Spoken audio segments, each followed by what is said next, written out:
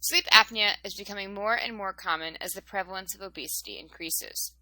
An apneic event is defined as the cessation of breathing for at least 10 seconds during sleep.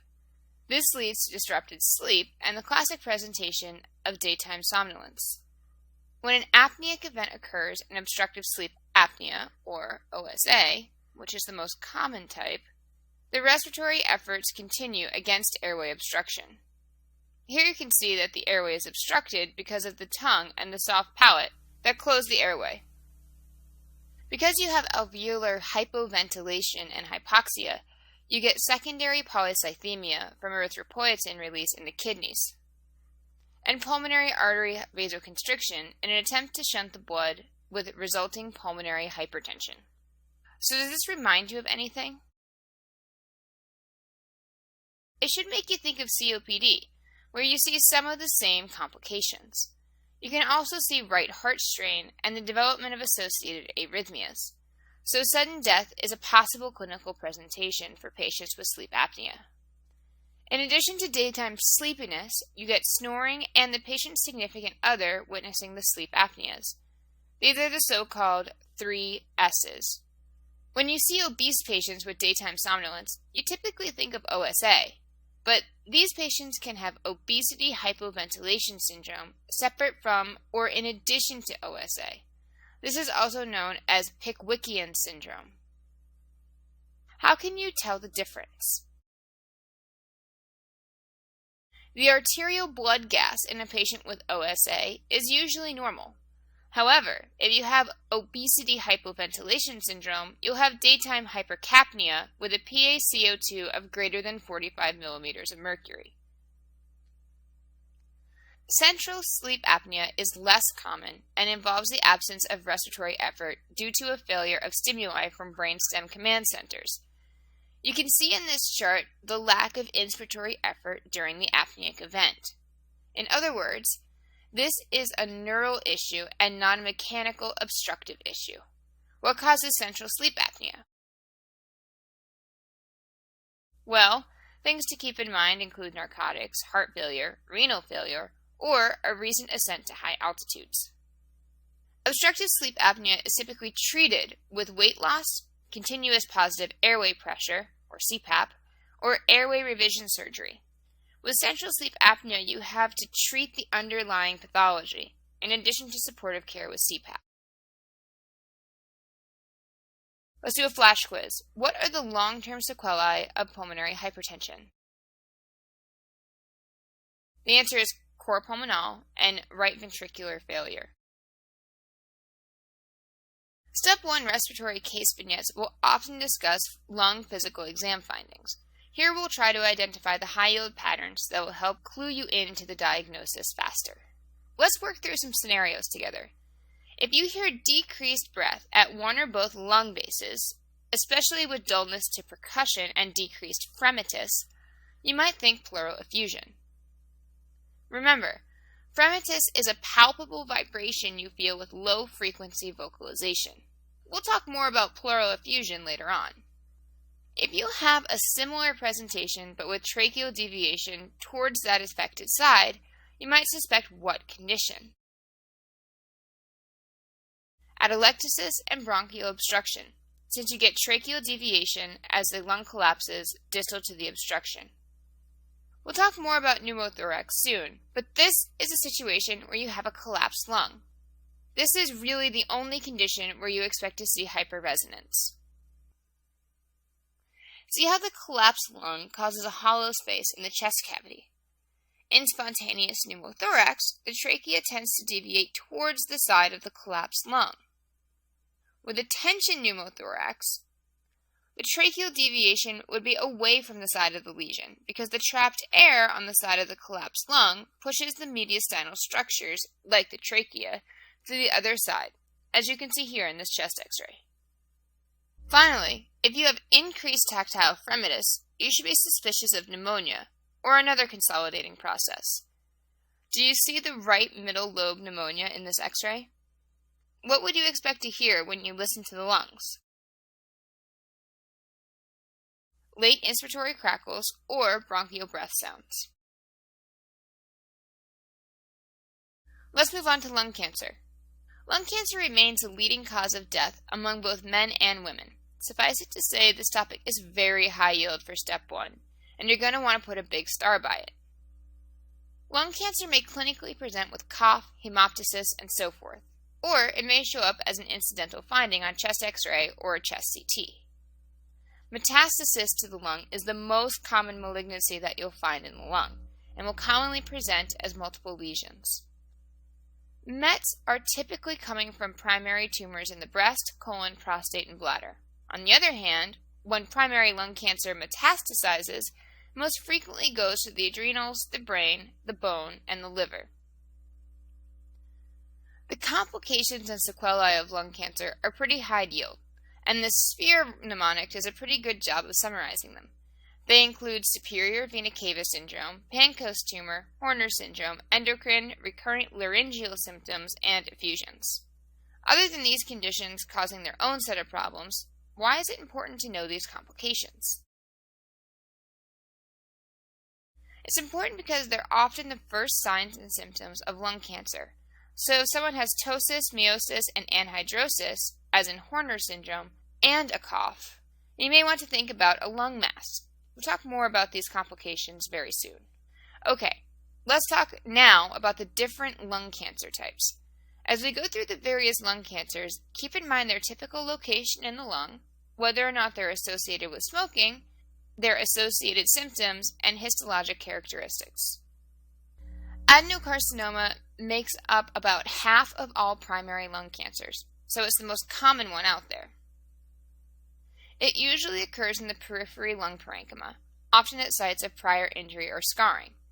What mutations should you expect in this cancer? KRAS, EGFR, and ALK. If you examine the fingers, what might you find? Clubbing, also known as hypertrophic osteoarthropathy. The bronchoalveolar subtype is much less common and is not related to smoking, and it typically spreads along the alveolar walls, appearing as thickening of the walls. On the histology of adenocarcinoma, you'll notice the involvement of Clara cells and/or type 2 pneumocytes.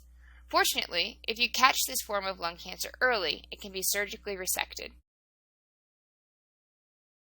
Let's do a flash quiz. On exam, what do bilateral dullness to percussion and decreased breath sounds bilaterally at the lung bases suggest? The answer is pleural effusion. Squamous cell carcinoma has been clearly linked to smoking. How does it present? As a centrally located hilar mass arising from the bronchus. Hypercalcemia of malignancy may be seen with squamous cell carcinoma due to the production of parathyroid hormone-related peptide. This is an endocrine manifestation from our mnemonic sphere. Recall from the endocrine and musculoskeletal chapters how PTH stimulates osteoclast activity, thus releasing calcium from bone. Histologically, you're looking for keratin pearls and intracellular bridges. Can you see them on this image? Here's a keratin pearl, and here are the prominent intracellular bridges, almost like tram tracks throughout the image. Of the common primary lung cancers, this would be one of the better ones to have because it's resectable and you can catch it early enough and it has a relatively good 5-year prognosis. On the other hand, small cell or oat cell carcinoma is extremely aggressive and poorly differentiated with a terrible prognosis. Small cell carcinoma is a centrally occurring lung cancer. It can produce excess ACTH or ADH and can cause different paraneoplastic syndromes. Again, this is the endocrine manifestation, or the endocrine complication, as seen from our sphere mnemonic. Think for a moment how these might show up clinically. With excess ACTH, you may have excessive cortisol release and a Cushing-type syndrome, while excessive ADH in the absence of normal stimuli, also known as the syndrome of inappropriate ADH, or SIADH, leads to what findings? It leads to fluid retention and hyponatremia. Do you remember the name of the syndrome associated with antibodies to presynaptic calcium channels? That's right, Lambert-Eaton syndrome, which you learned about in the musculoskeletal chapter. What is the hallmark presentation of Lambert-Eaton syndrome? The classic presentation is the patient with proximal muscle weakness. On histology, you'll note the chaotic or undifferentiated quality of this lung cancer. The small dark blue stained cells are the neuroendocrine Kolchitsky cells, which can lead to some of the paraneoplastic syndromes we just discussed. What genetic aberration might you expect in this situation? Amplification of the MYC oncogene. This type of cancer is not resectable. And why is that? It's because metastasis occurs very early on. It can be treated with chemotherapy, but as I mentioned, it has the worst 5-year prognosis among the major lung cancer types. Large cell carcinoma tends to be peripherally located. This type of lung cancer also has a very poor prognosis compared with other non-small cell lung cancers. It's not really responsive to chemotherapy, and resection only works about half the time.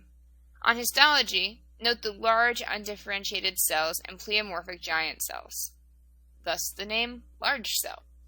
Carcinoid tumor is an interesting but uncommon lung cancer that carries a fairly good prognosis, which makes it perfect for step 1. This typically presents as a bronchial obstruction with coughing or hemoptysis. If you were to biopsy the mass, histologically you might see carcinoid cells in these classic rosette patterns, here and here. Occasionally, you can also see it present as the carcinoid syndrome, where you get flushing, diarrhea, wheezing, and salivation, all due to the tumor's production of serotonin. You can also get fibrosis of the tricuspid and pulmonary valves from high levels of serotonin, which can lead to right heart failure. So here's a board-related question. If you have someone who presents with carcinoid syndrome, where else would you look other than the lung? Well, carcinoid tumor more commonly occurs in the small bowel and the appendix. However, you usually don't see the carcinoid syndrome unless they're metastatic to the liver. Why do you suppose that is? Because the substances released by the carcinoid tumor in those locations are typically metabolized and inactivated by the liver. Okay, getting back to the lung. The good news is that this type of tumor tends to be slow growing and doesn't often metastasize. This is mainly treated by surgical resection, and the 5-year survival rate is really good, 75 to 95%, compared with the other lung cancers. Overall, how can you remember which of these lung cancers are central versus peripheral?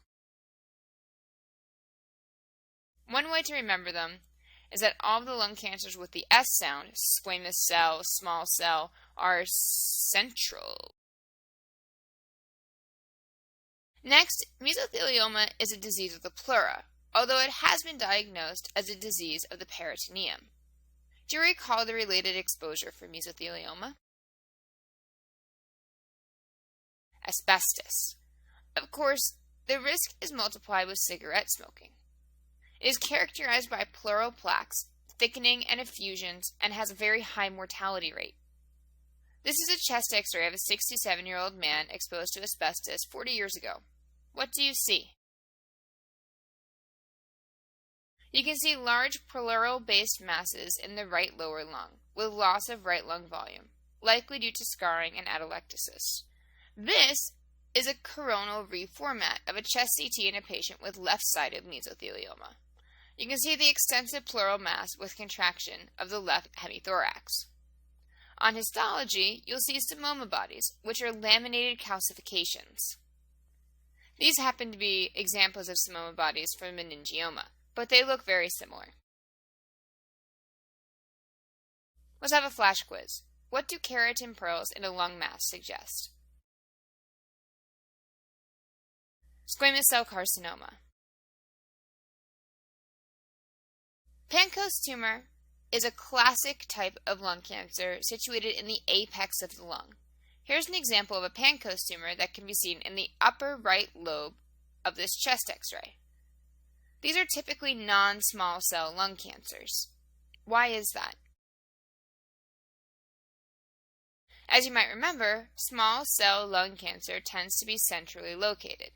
Remember this for central. You can get Horner syndrome through compression of the cervical sympathetic plexus. What structure is affected if you also get pain and weakness in the arm and hand? The brachial plexus. You can also get hoarseness if the right recurrent laryngeal nerve is involved. What other structure might be obstructed? The superior vena cava, which brings us to superior vena cava syndrome. We mentioned superior vena cava syndrome earlier as a potential complication of lung cancer and as part of the sphere mnemonic. You can see the lung cancer on this chest x-ray, which is compressing the SVC. So what would you expect to see because of this? Since you're blocking venous return from the upper part of the body, you can see facial swelling or plethora, as well as JVD and upper extremity swelling. You can also get shortness of breath, headache, dizziness, and rarely cerebral edema, aneurysm, or a brain bleed. Here's a picture of a patient with SVC syndrome. On the left, he has facial swelling in the early morning, which is resolved by the time the picture was taken on the right, later in the day. You can see the fullness of the face compared to what his face looks like at night. SVC syndrome mostly occurs in older folks secondary to bronchogenic carcinoma. If you saw this in younger folks, what would you think? You may think of lymphoma or leukemia or possibly something infectious like TB. Thrombosis can also be a cause secondary to any type of coagulopathy, or maybe a central venous foreign body like a catheter, pacemaker, or guide wire. This condition is obviously a medical emergency because it can increase intracranial pressure and possibly cause a brain bleed. Treatment choices include steroids, diuretics, endovascular shunt, as well as surgery, radiation, and chemotherapy directed toward the lesion.